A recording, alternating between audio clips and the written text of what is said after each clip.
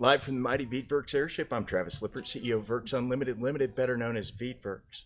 And I'm Julie Richardson. I'm the Director of Commercialization and Promotions. And we have with us our wonderful friend with Cannabis, let me say it right, Clinicians, Colorado. I will always mix it up. Cannabis Clinicians, Colorado. That is A-OK. Cannabis Clinicians, Colorado. Hi, I'm Muffy, Martha Montemayor, the Director of Cannabis Clinicians, Colorado, and it's a privilege to be on your show once again. Thank you for having me.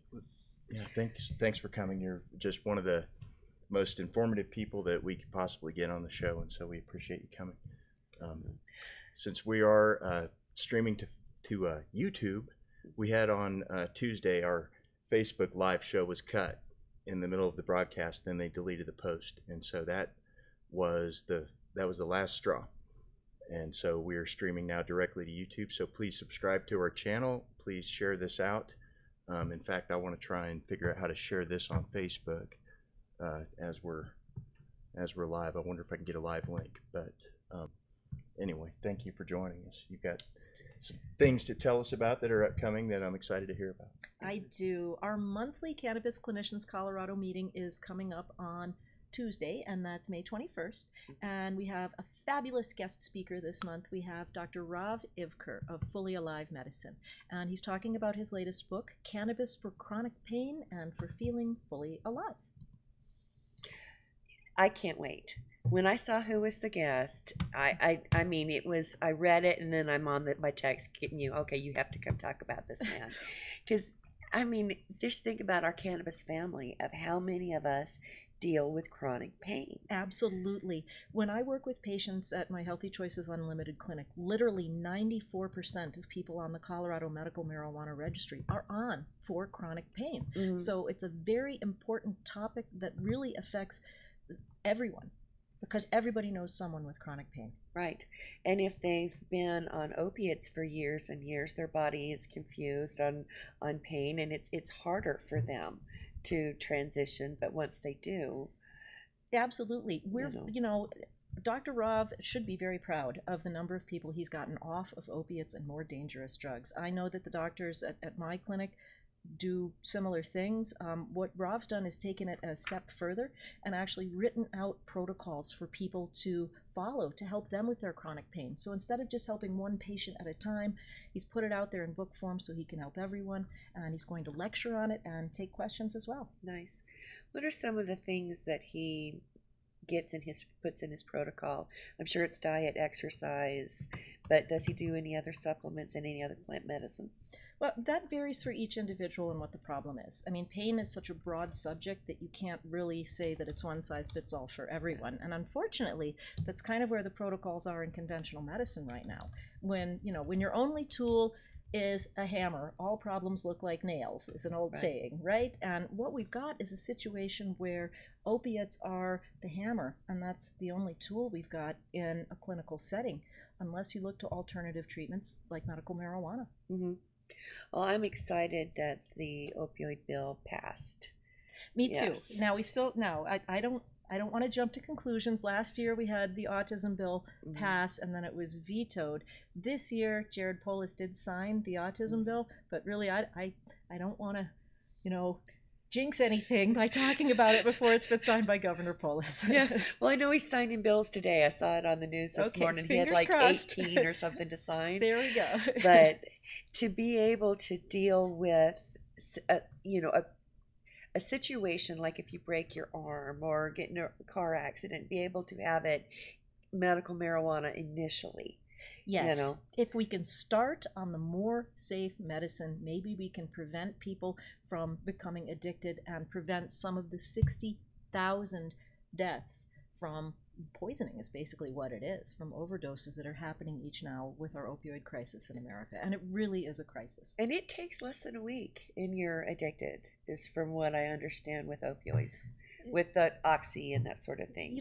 Everybody's different. Once again, some people are going to get addicted and some people are not, but we don't know which is which. And it's up to 30% of people who try opioids that get addicted, which is a crazy high number. Too high. It is.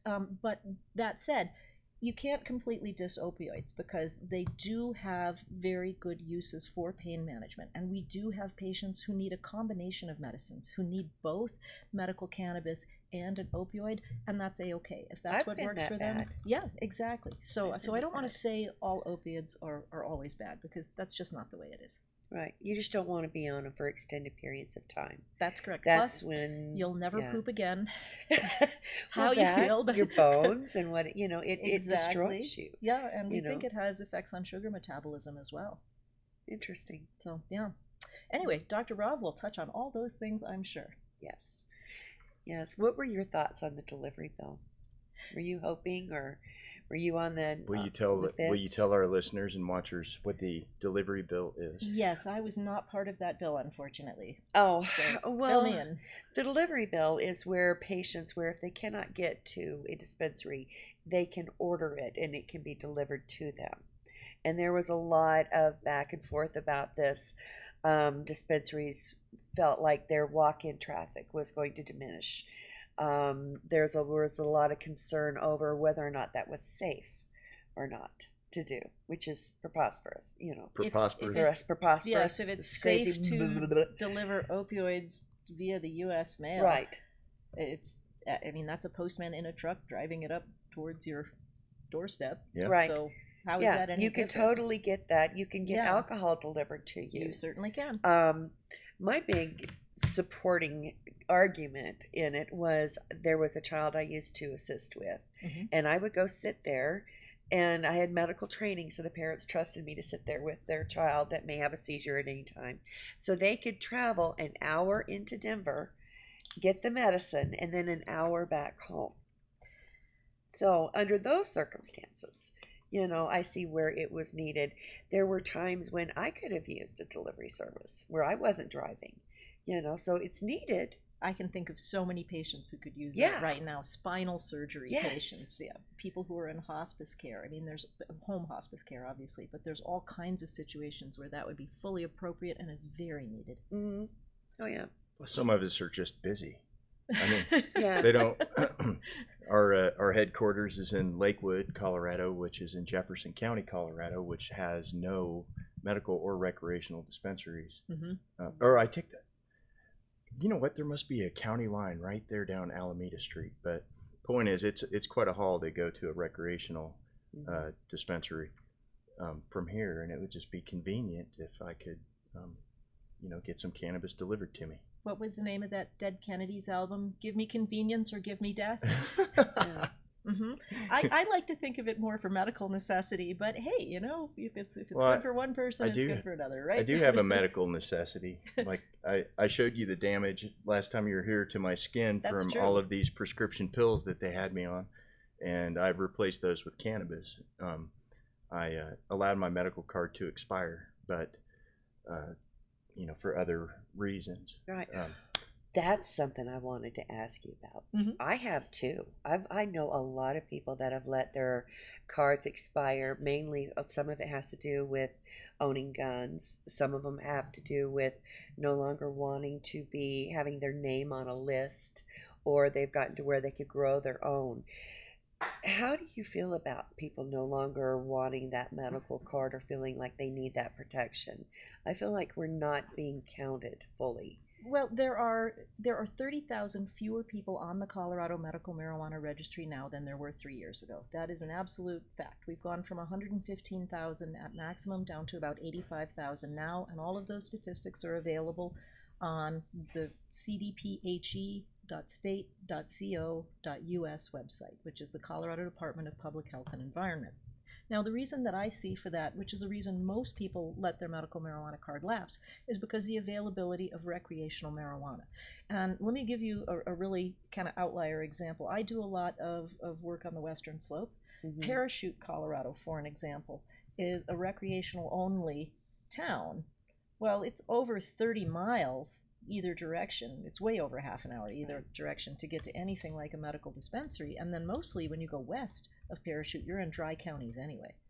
So it's really difficult for people who are medical patients to find a medical marijuana dispensary.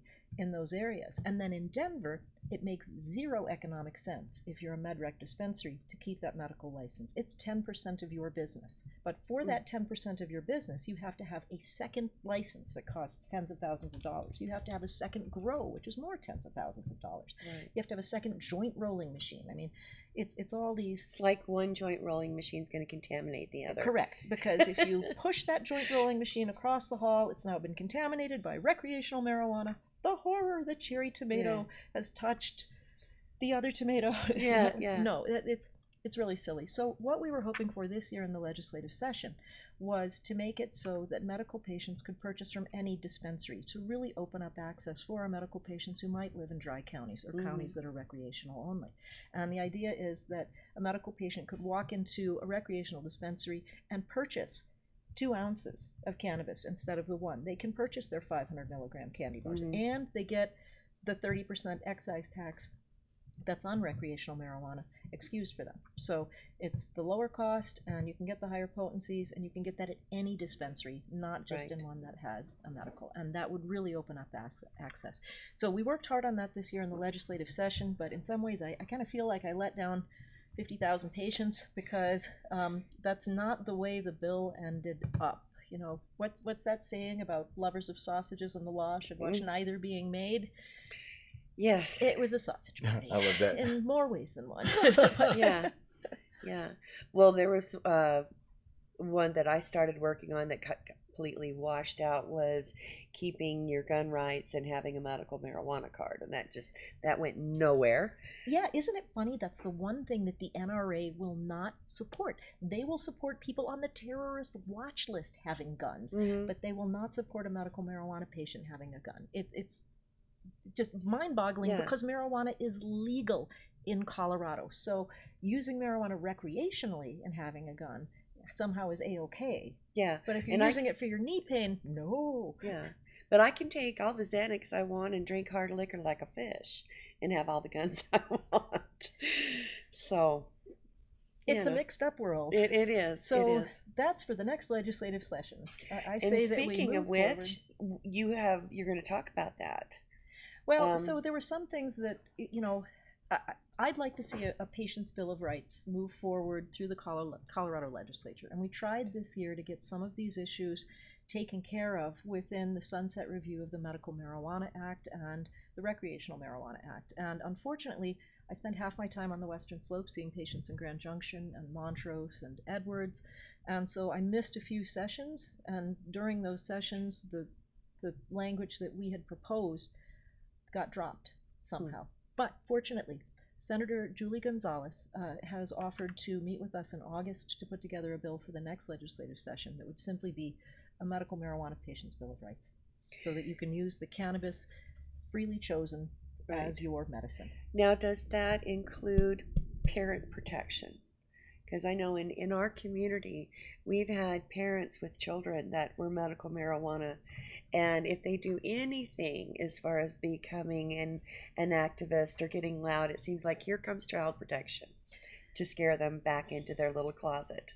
So let's write that into the bill. Let's write that into the bill, because we have situations like that too, where if you call, we had a patient who called the Denver Police Department to say, look, this is how I have my marijuana grow set up for my medical plants. Are there any things that I missed within the law? And instead, the Denver Police Department came over and tried to arrest them, even though they were trying to comply. That's ridiculous. Oh, yeah.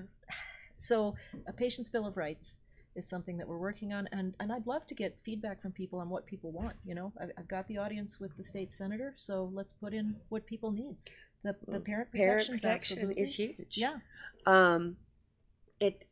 This little one that I was telling you about earlier, you know, those parents did everything right. They had their signage outside in all under lock and key, and the coroner's office tried to take the body of that baby, and the doctors had to get involved and go, look, it's brain cancer. Brain cancer bleeds. This child was not malnourished. This child was not mistreated in any way, shape, or form. And it took the cannabis activists really getting loud and harassing the sheriff's department and to get them to leave this family alone. and that shouldn't be. That the Wow. worst time, and that's So- not the only story we have. So one of the things that we fall into here is the trap of trying to fight prejudice. And what you're talking about there is prejudice. Prejudice against cannabis patients, prejudice against cannabis as a medicine. Trying to fight prejudice with laws can sometimes backfire. And I think fighting prejudice with education is sometimes a better way to go. Right. Right. Right. So, which is why I loved having you at Marijuana for Medical Professionals, MJ for MDs, in And we are so 2018. proud of that And, too. we're so happy to have you involved in our athletes and CBD study right now that is still ongoing. And we have some people who have already completed, and we're hoping to start putting out some results pretty soon. But we're Nice. still working through the patient base there. Good, good. Yeah, that's something we're really proud of, to be involved in that, and something we talk about a lot. In fact, I'm working with one of the nurses and a doctor that we met there now. Oh, fantastic. Yeah, she's trying to work in the Black community in her area, Mhm. trying to get the education out, you Yeah. know. And so anything we can do, we're there. What is So- prejudice except a preconceived notion about something? Mhm. And if we can educate people instead of legislate, I think that I agree that'll be a lot more effective. We just need to give people more information. Mhm. We need to keep telling them about the potential benefits of cannabinoids as therapies, especially with this. I think this opioids bill is a big deal. I think the opioid bill is a big deal too, and I really hope that it gets signed, because not having to wait until something becomes chronic in order to start a cannabis treatment, I think is going to be a huge win for a lot of people and keep a lot of people off more dangerous medicines, and that's the goal. Right. And it was interesting to see the faces of these senators sitting up there when we started explaining how it attacks the inflammation and Mhm. gets to the root of the issue, quickly. And they were just like, they just thought we were wanting it to cover it up. They had no idea that it actually really was in the body working like we need it to work instead of covering the pain up. Absolutely. There's a paper by a doctor named Ethan Russo, I'm sure you've heard of. Mhm. He's an MD out of Montana, and he wrote a fantastic paper about the endocannabinoid system and 3 what we call comorbid conditions in medicine: migraine, irritable bowel syndrome, and fibromyalgia.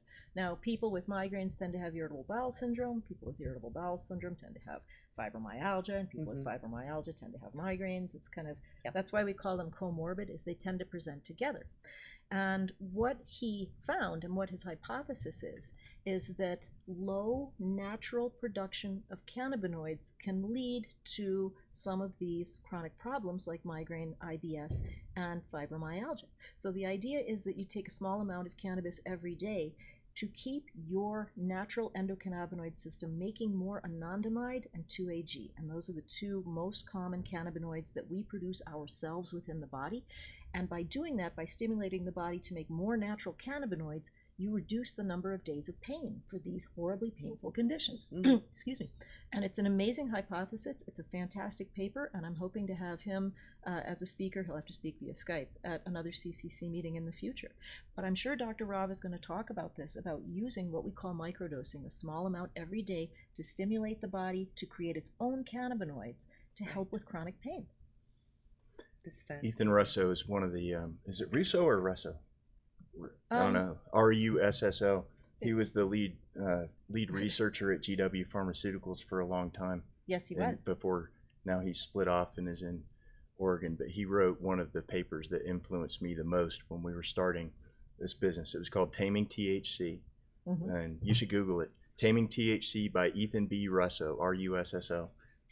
It talks about synergies between phytocannabinoids and terpenes in the plant. It's very interesting, and it's really kind of, after reading that, it was basically why we thought, hey, what if we made a CBD vape pen and just switched out the terpenes? Would that be different?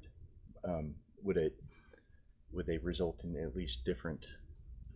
Well, we were hoping for different experiences, and it's pretty incredible. So anything that he's got to say, Absolutely. I recommend listening to it. And terpenes is such a fascinating topic. It's so interesting.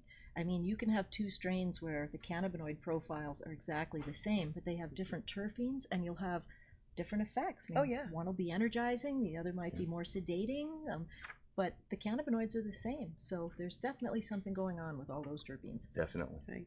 When you hear people say, "Oh, when I tried cannabis, it made my heart rate," the first thing I think of is what terpenes were in there. Because I know in my body, too much of pinene and my heart's just going, you know. Oh, wow, that's interesting. Isn't I it? hadn't thought of the additive effect on that. Now, marinol also, which is Mhm. just the synthetic THC, can raise heart rate and lower blood pressure a bit. So I think there's a combination effect going on there between the cannabinoids and the terpenes as well. Mhm. But I didn't realize that about pinene. Well, yeah, if I get too many of the sativa type, it will definitely make me head rushy, heart racy type of feeling. Now, see, okay, so I'm allergic to like so many trees. This week, with all the pollen flying around, has been really kind of a very sneezy, runny week for me. Mhm. Pine trees are one of the things I'm allergic to. Pine sol just sets me up the wall when someone mops with it. I can't stop sneezing, my eyes water. So if I put my nose in the jar and it smells like pine sol to me, I stay away from that weed because I know I'm going to have an allergic reaction. And I think there is some cross in those things. I'm allergic to pine trees. I don't like weed that smells like pinene. I think people who are allergic to lemons and lemon oil wouldn't like super lemon haze, for example. That might be a little lemony for them. And so I think that's part of the reason that each marijuana user is an individual and each type of cannabis has its own individual effects, is because we may have some correlation to other plants going on there too. Oh yeah. It's funny. I have been taking what I thought was 250 milligrams of a full spectrum oil. And I've been taking it for months and I felt like it wasn't working anymore. And then somebody gave me half of the amount. And it's kicking my behind, literally. And it's just the difference. You know, it's at less than half the THC. Our patients talk about something called strain lock. Where And one that cannabis, is true. That's true. Where one cannabis strain stops working for them even when they increase the dose. And by switching strains, they can reduce the dose and get better effects. I do that all the time. It's like you're cross-training your endocannabinoid system. Cross-training, that's great. For better results. Yeah, cross-train for better results. That's right. It's almost like you plateau. That's all you're going to get out of it. Yeah. And you got to switch it up to something else. And that's why I tell people don't get stuck in a rut. You know, you've got to do what's right for your body, listen to your body, and go from there. Just because it works for your neighbor this certain amount, that doesn't necessarily mean that's what you need. All right, so on Tuesday, your job is to ask Dr. Rob about strain lock. Yes, I will. What's his advice on this and what's going on with that when he comes to speak on chronic pain and feeling fully alive. Yes. Because there's a lot of people that will spend astronomical amounts of money and stock up, and then halfway through their treatment, well, then it's no longer working for them anymore. So. Got it. So switch strains at that point. Go to the dispensary, stick your nose in the jar. Yep. And, you know, you keep saying that, and that is so true. You know, your nose knows. You know, if it doesn't smell good to you, chances are it doesn't work. It's not going to work very well, is what I have found. If it doesn't smell good, well, I don't like it. That might be that latent little cross reaction between other types of plants, because the terpenes, which are just short chain isomers, think of them as molecules of fragrance. They're the building blocks of essential oils, and it really is the same little building block in a pine tree that's in the pinene in your medical marijuana. So I think that's a big part of it there. Oh yeah. Yeah, it's got to smell nice to you. Yep. So you were working on a study about impairment and yes, impairment from cannabis and driving. We have some fascinating results from that and some fascinating video. For example, Michael Stens, who's the retired police officer who did some crazy amount, like 60 in a row, maybe more than that, of roadside sobriety tests while we were there. He had to rewatch a couple videos over and over again. There's one where we have a study subject who passes field sobriety. You know, she does all the things, and she's sitting there talking with Officer Stens, and he's asking her, what would this be in the equivalent of number of drinks for the number of dabs you did before taking this test? And she said, there's no equivalency. If I'd had, you know, even 2 drinks, I would be wrecked. I wouldn't have been able to do any of these things. And he said, well, how many dabs did you do? And he said, she's like, it's not 1-to-1. So they have this very intellectual, scientific conversation. He says, thank you very much. You completely passed the field sobriety test, and shows her marks to the camera. She walks out. 141 nanograms was her blood level. There you 141 nanograms. He watched it 3 or 4 times. He's looking at the test result, looking at the video, going, I would still pass her to this day, even knowing that. What was the highest blood content that you That was found? the highest one, was the 141? 141. Yeah. And then we had people who didn't pass when they were only at like 2 or 3 nanograms, who just, maybe their balance just isn't that good naturally or something like that. So what it showed was what we kind of already knew, but now we have some video to help train, police departments and researchers and things like that with. But what it showed is you don't see impairment from a blood test. What you see is their cannabis tolerance. Yep. Right. Yep. They wouldn't even let me take the test because I did the pre-test stuff. We had little like tablets where it was reaction time types of tests. Yep. And then I took the field sobriety test, and then I went to get my blood drawn. And when they took my blood pressure, it was off the charts. Oh no. It scared me. It was. It's only been that high 3 times that I know about in my life. And the first 2 times I went to the emergency room, Did you follow up on that, Travis? you know what I did? I quit taking all those pills they were giving me. Oh, wow. That's what was causing that. Well, Yep. it's Yes, even on it the appears airship. it appears it appears that is the case. I mean, just getting those. I mean, I quit taking all the psychedelic or psychotropics. Yeah, that's what I started quitting. Is Lamictal, Wellbutrin. I quit triazolam as soon as I moved to Colorado. Fortunately, I didn't get addicted to it, which I know a lot of people who have gotten addicted to benzos. Oh yeah. But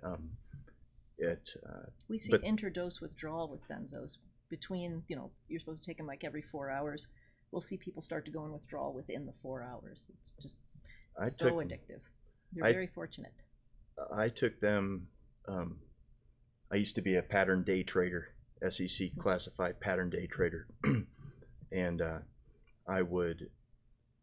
it was stressful, like nonstop. My brain would not quit about these stock charts, and so the doctor's like, here's some triazolam. Gave me enough to just kill a horse.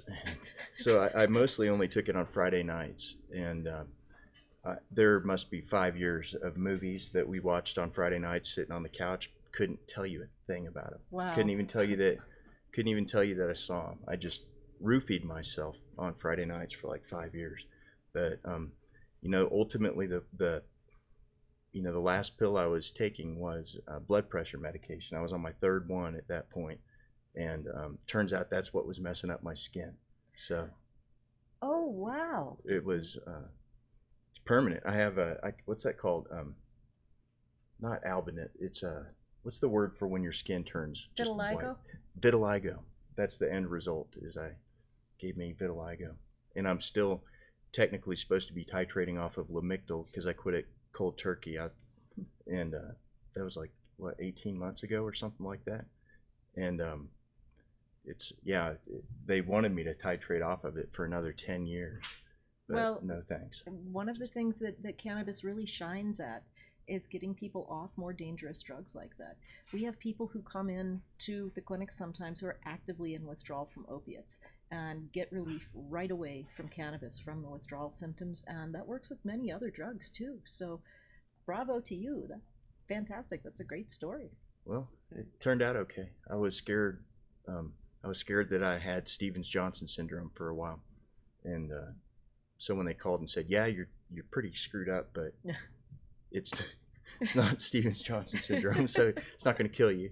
So I'm like, "All right, I guess." Well, you talked a little about taking the little impairment test on the computer, which is what's called a Stroop test. And a Stroop test, if you've ever seen the t-shirts that have the word blue written in red and the word red written in yellow and the word brown written in green, right, that's a Stroop test, and that's what was on the little tablet. Because when we asked people when they felt too impaired to drive, what were some of the signs that they were too impaired to drive on cannabis, and forgetting how traffic lights work, and stopping on the green light and waiting for the stop sign to turn green were some of the things Wow. that people said, that they knew they were too high to drive when these things happened to them. So we decided a Stroop test would be a good way to test cognition.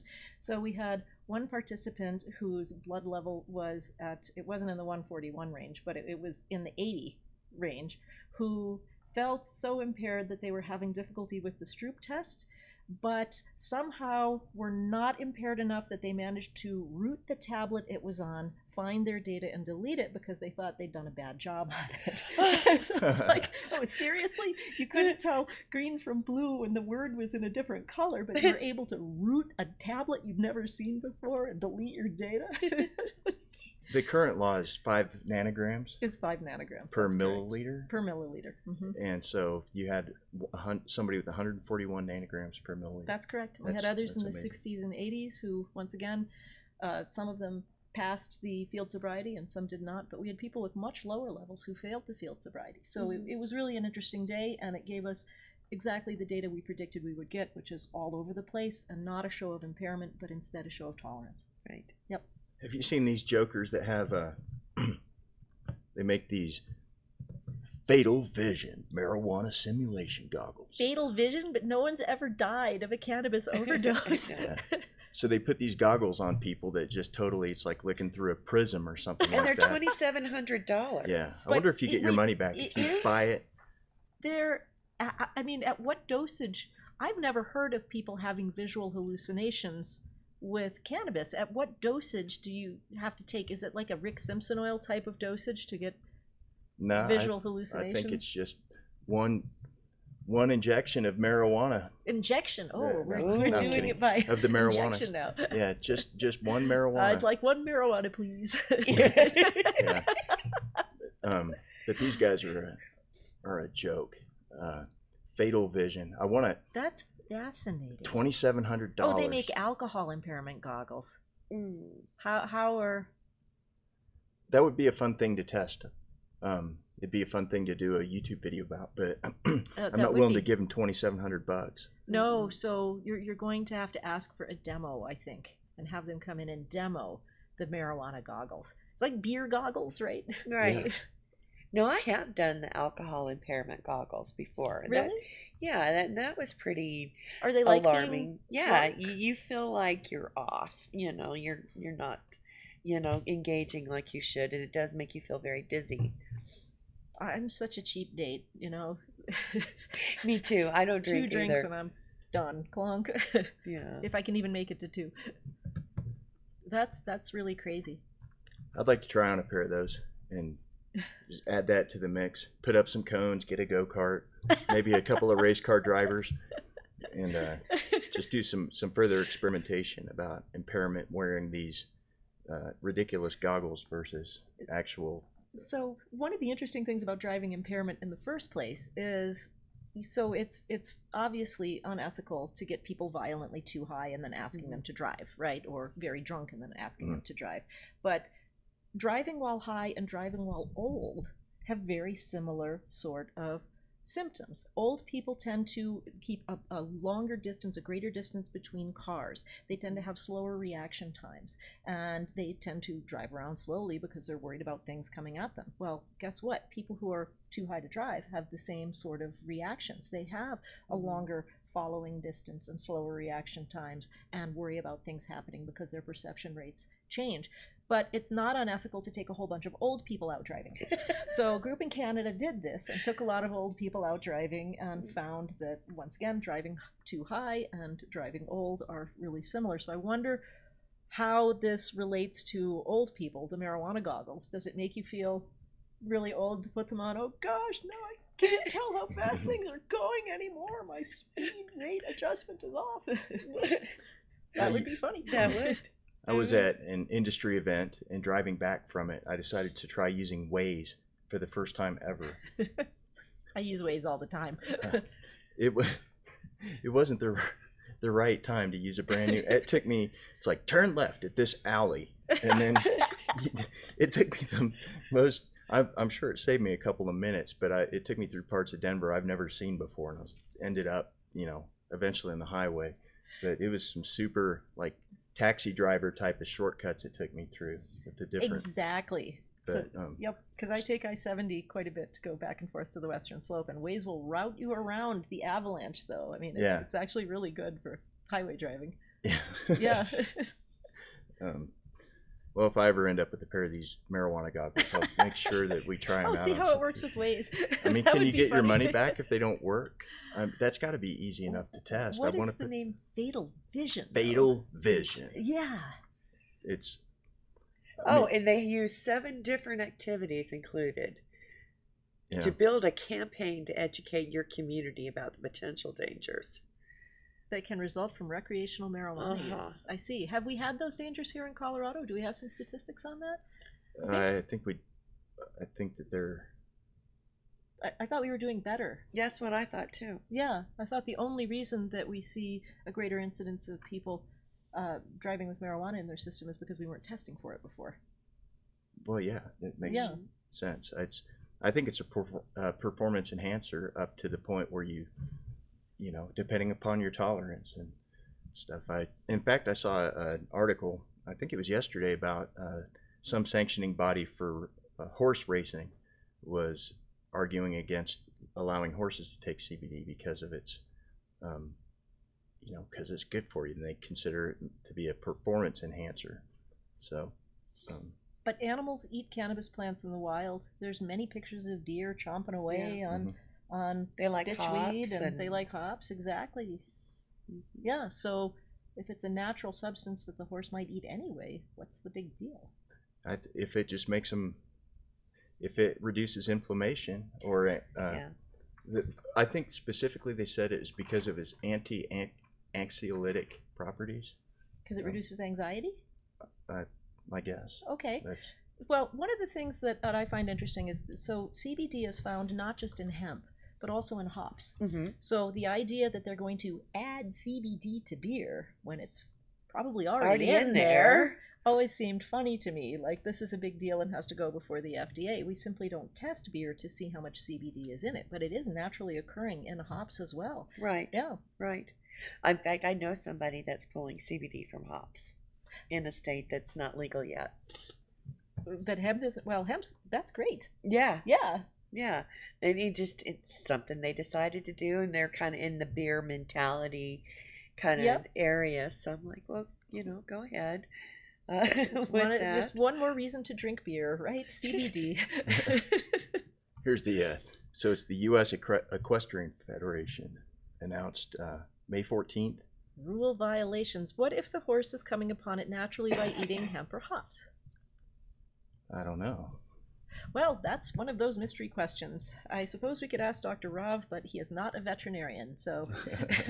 Well, I can see how, they have the horse has less anxiety, it's going to be more relaxed and be following commands better. It's not going to have as much inflammation, because we can't ask the horse, hey, does your ankles hurt or whatever. So, maybe they do better if they don't hurt as bad. They can feel like running better.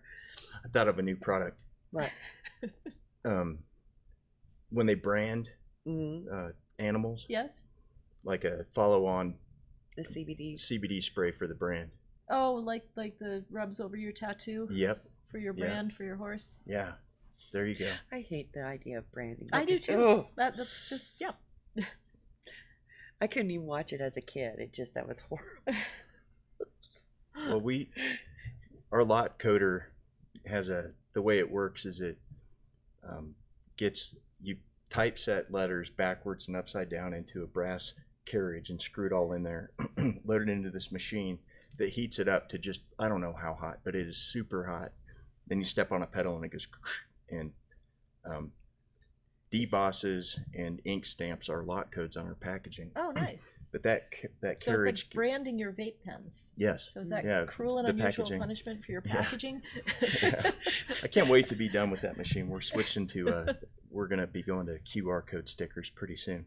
But we had somebody in here who accidentally burned herself on that carriage, and we had some CBD that it was like 50% CBD that's just in a beaker that we just keep it out here, and we just expose it to the elements, and every now and then pull off some and send it to Botanicor to get tested and see what the cannabinoids are doing.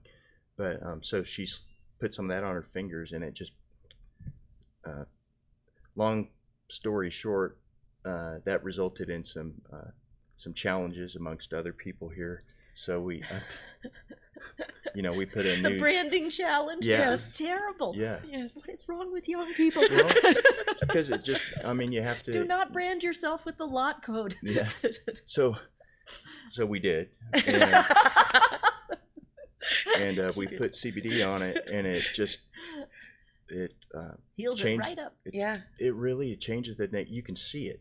You can it changes the nature of the burn. So then, after we saw how that all worked out, I did it, and one of my partners, Josh, did it.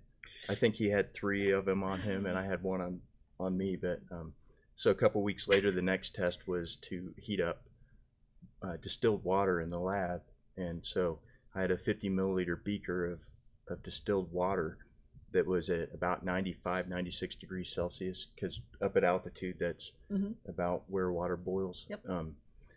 And poured it on my ankle, and that hurt. It was a weird kind of hurt.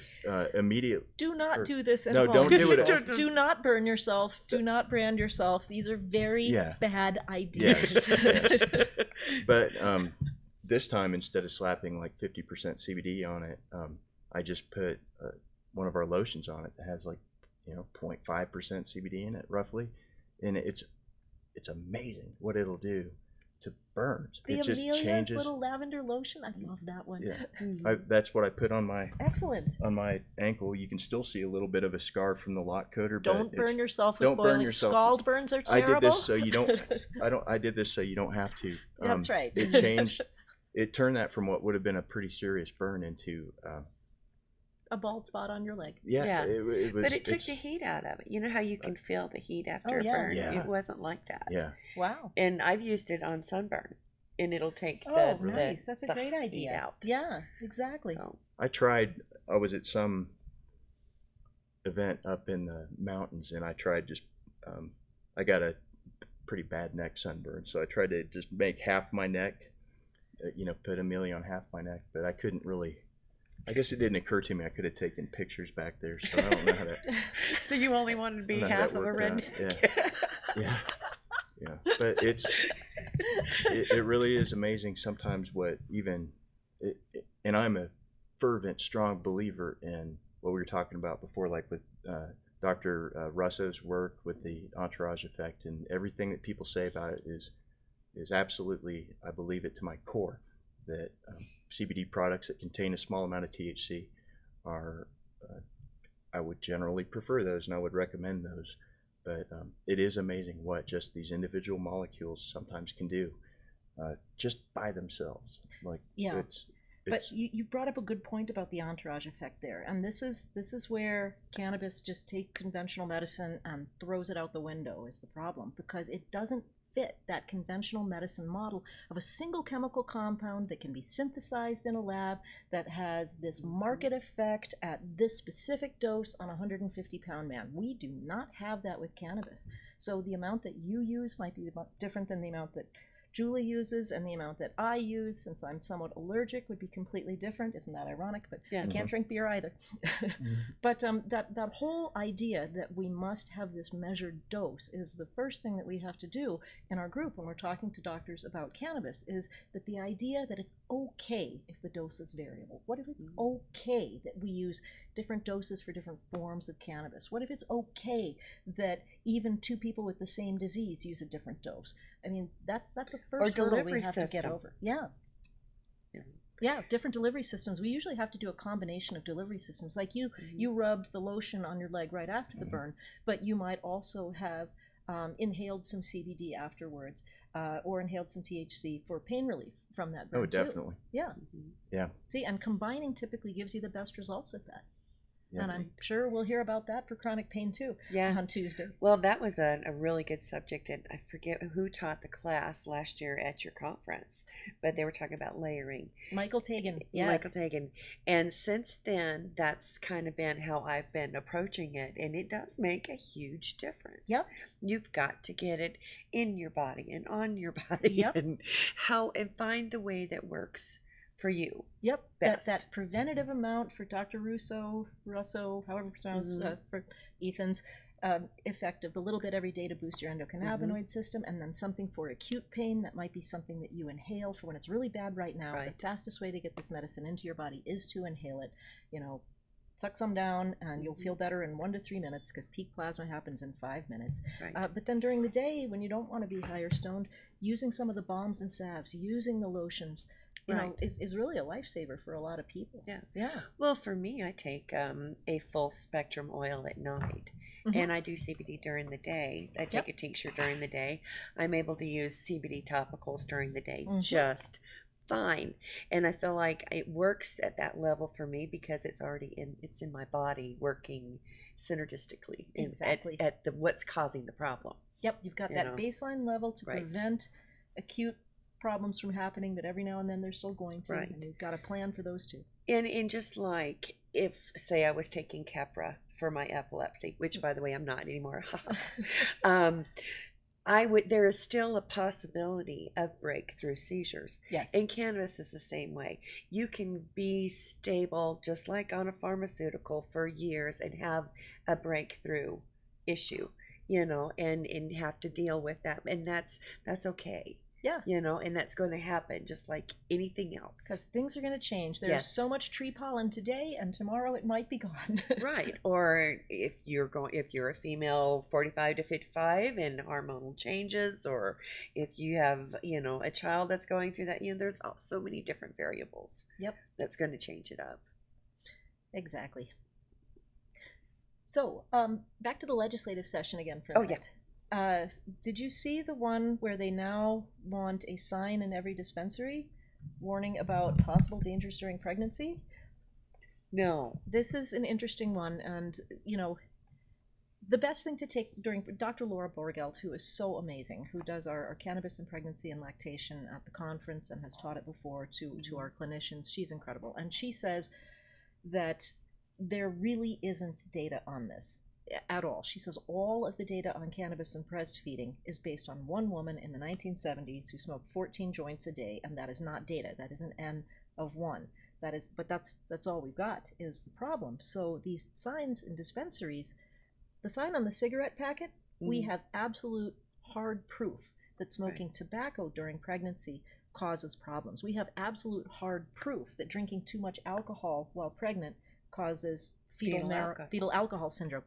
But let me just say flat out, fetal marijuana syndrome is not a thing. It does not exist. There is just no proof at all. And we can't think that people didn't use marijuana while it was illegal. I mean, that all of a sudden when it became legal for medical use in 2001, that's when people started smoking pot? No. So wouldn't we have found this before if there were a fetal marijuana syndrome? Well, yeah. And I know women have used it for years and years, you know, because of the nausea issues. Exactly. What are your thoughts on cannabinoid hyperemesis syndrome? Cannabinoid hyperemesis syndrome is a real thing, first of all, but it is very rare. Now, if your only experience with peanuts is being an emergency room doctor and seeing people come in with horrible allergic reactions to peanuts, you're going to think peanuts are the most dangerous thing in the world, right? So if you're an ER doctor and your only experience with cannabis is seeing people who have real cannabis hyperemesis, you're going to think cannabis is a horribly dangerous thing. I have helped over 30,000 patients join the Colorado Medical Marijuana Registry in the last 9 years. We have 2 patients who have had cannabis hyperemesis, okay? And one of them is not even a patient of mine, it's just a friend of mine. So 2. So it's very rare, number 1.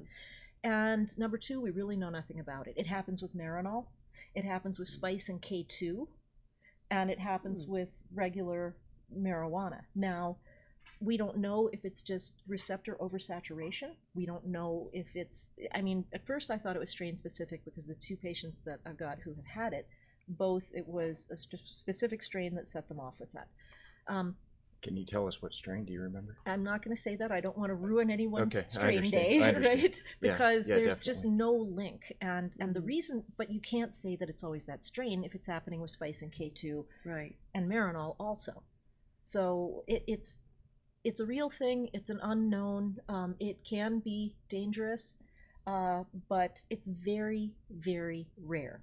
It's so after Dr. Andrew Monty, who gave a presentation on this to our group, who's a wonderful CU ER doctor, and he recognizes how rare this is. But it started being sort of overdiagnosed in emergency rooms. So people, I have a friend who was sick last year, and he's a transplant patient. He had a liver transplant, and he was very young from a childhood disease.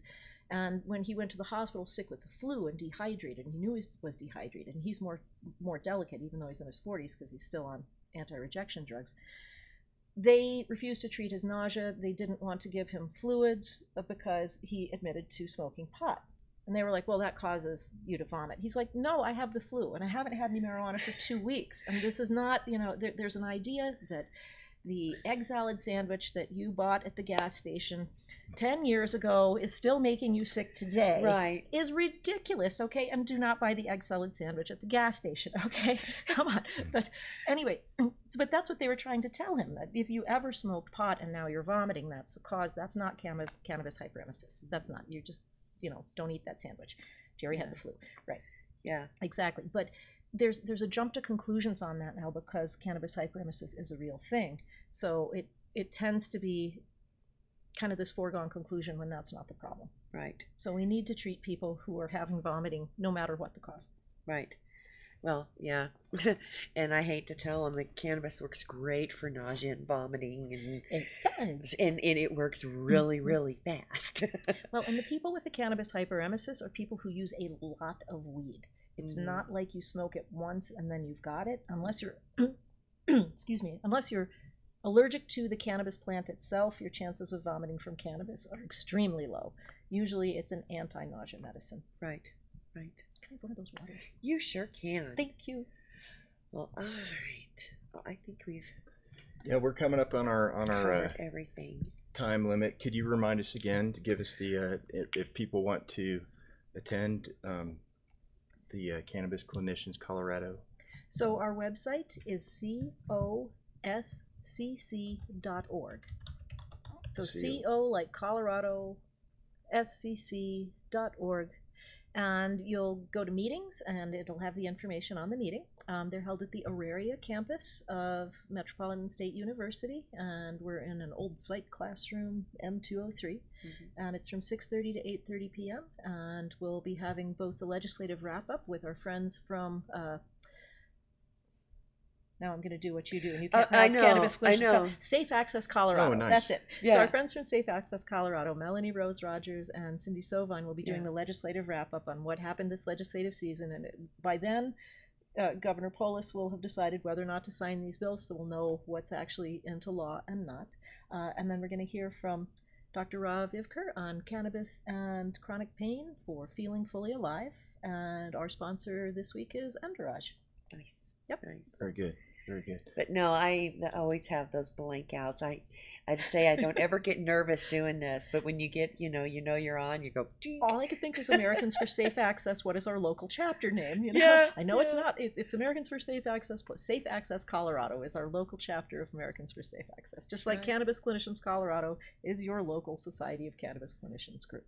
And then today at 1:30? Yes. Today at 1:30 Mountain Time, Nick Muir from Whitlawn is coming in. We're going to talk about business services and stuff, but I think due to the timely nature of it, we're going to talk a lot about what's going on with credit card processing. Banking in general. Visa is not impressing anybody in the industry right now. So it's kind of I don't know, I just read about it this morning. It looks like we might be in for some issues with credit card processing. Well, while we're on that topic, when you go to the coscc.org website, you will see that we are part of Compass Bank's Compass for a Cause now. And we do not sell cannabis. We're just a nonprofit professional society that trains doctors in medical marijuana. So we get $50 for everyone who signs up through their Compass for a Cause because we're a nonprofit. So if you want a bank account with Compass Bank, please click on that link and get Beck, the you information. have that folder. I do have Yes. that Yeah. folder. So do? some banks are better than others. Yeah. Yeah. Well, we'll give them. Hopefully, I don't want to have to switch bank accounts. It's such a pain. I've had to do it too. But anyway, so yeah, we'll be on again in about an hour and a half. Mhm. And thank you everybody for joining. Please subscribe to our YouTube channel. We are going to start broadcasting straight to YouTube instead of straight to Facebook and later uploading it to YouTube. So please subscribe. Please share this. Get the word out. We're taking the airship to new territory. And hope to see you soon. And as always, I'm Travis Lippert reminding you, if you don't get hemp here, get hemp somewhere.